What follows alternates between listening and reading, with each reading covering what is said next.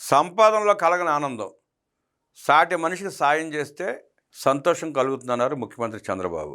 సంపాదనతో కలగని సంతృప్తి సాయం చేస్తే కలుగుతుందని ముఖ్యమంత్రి చంద్రబాబు నాయుడు అన్నారు. పారిశ్రామికవేత్తలను పెట్టుబడులు పెట్టాల్సిందిగా గతంలో కోరేవాడినని, ఇప్పుడు పెట్టుబడులతో పాటు పేదలకు సాయం చేయాలని అడుగుతున్నానన్నారు.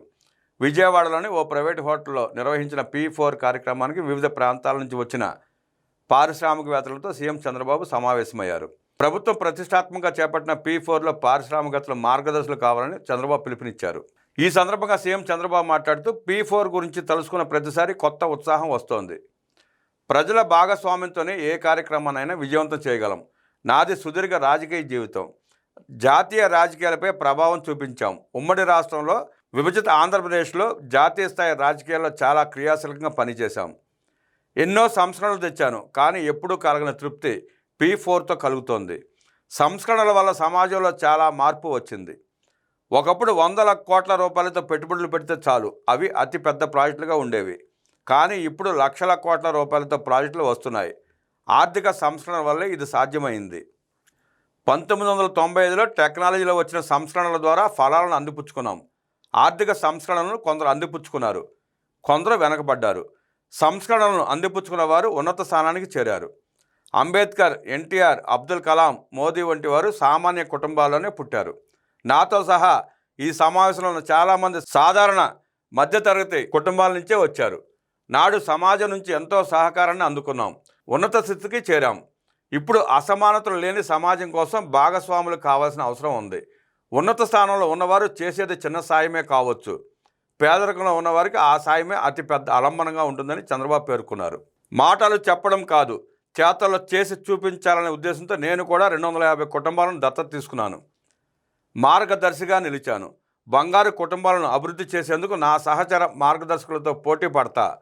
ఇప్పటి వరకు 10,81,281 మంది కుటుంబాలను మార్గదర్శకులు దత్తత తీసుకున్నారు.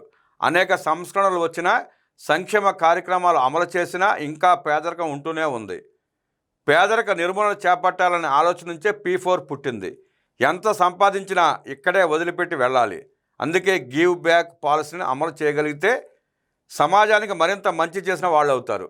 పేదరికంలో ఉన్న వాళ్ళకి చేయూతనివ్వాలి, వాళ్లకు కెరీర్ గైడెన్స్ ఇవ్వాలి. సరైన సమయంలో గైడ్ చేయగలిగితే పేదరికంలో ఉన్నవాళ్ళు కూడా మంచి స్థాయికి వెళ్ళడానికి అవకాశం కల్పించిన వారు అవుతారు. ప్రాధాన్యత క్రమంలో బంగారు కుటుంబాలకు ఉన్న అవసరాలపై సర్వే చేయించాం. ప్రభుత్వం వైపు నుంచి చాలా సంక్షేమ కార్యక్రమాలు అమలు చేస్తున్నాం. పెన్షన్ ఇస్తున్నాం, తల్లికి వందనం ఇచ్చాం, దీపం పథకం ద్వారా ఉచితంగా గ్యాస్ సిలిండర్లు ఇస్తున్నాం, అన్నదాత సుఖీభావ కింద రైతులకు ఆర్థిక సాయం చేస్తున్నాం.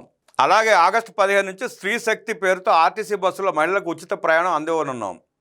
ప్రభుత్వ పరంగా మేము చేయాల్సిందంతా చేస్తున్నాం. ఉన్నత స్థితిలో ఉన్నవారు కూడా బాధ్యత తీసుకుంటే దత్తత కుటుంబాల్లో స్కిల్స్ పెంపొందించడం ద్వారా వారి ఆదాయాన్ని రెట్టింపు చేయవచ్చు. బంగారు కుటుంబాలను కూడా మీ కుటుంబాలుగా భావించి సాయం చేయండి అని చంద్రబాబు కోరారు. సమాజంలో మనతో ఉన్నవాళ్ళు పేదరికంతో ఇబ్బందులు పడుతూ ఉండడం మంచిది కాదు.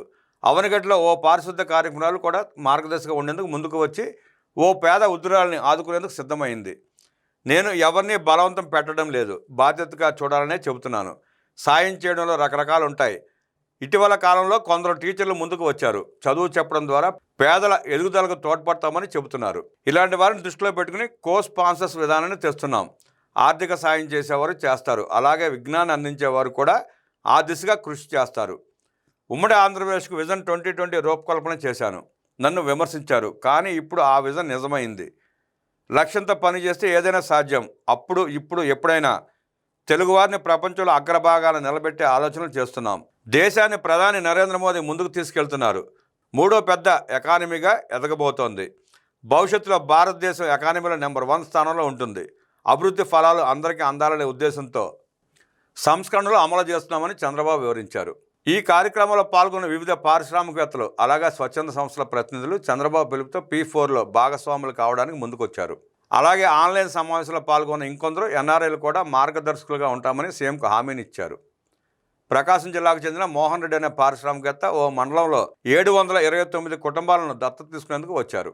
సౌదీ నుంచి వచ్చిన రాధాకృష్ణ, మొహమ్మద్ ఆరిఫ్, సుచరిత వంటి వారు 10 కుటుంబాలను దత్తత తీసుకుంటామని చెప్పారు. అలాగే వరప్రసాద్ అనే పారిశ్రామికవేత్త కూడా తనతో పాటు ఇంకొందరు గ్రూప్గా ఏర్పడి బొమ్మనహల్ మండలాన్ని దత్తత తీసుకున్నామని దీనికి సంబంధించిన ఓ రిపోర్ట్ తయారు చేసి ఇస్తామని చెప్పారు.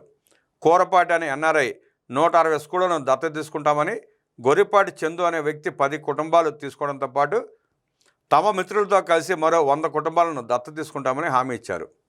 మంగళూరు భాను అనే ఎన్ఆర్ఐ 20 కుటుంబాల్లోని పిల్లలకు చదువు చెప్పించే బాధ్యత తీసుకుంటామని చెప్పారు. యుఎస్కు చెందిన విశ్వప్రసాద్ 10 కుటుంబాలు, సింగపూర్కు చెందిన రాంబాబు అనే వ్యక్తి 2 కుటుంబాలను దత్తత తీసుకునేందుకు సంసిద్ధత వ్యక్తం చేశారు. కార్యక్రమంలో సిఎస్ విజయానంద్ తదితరులు పాల్గొన్నారు.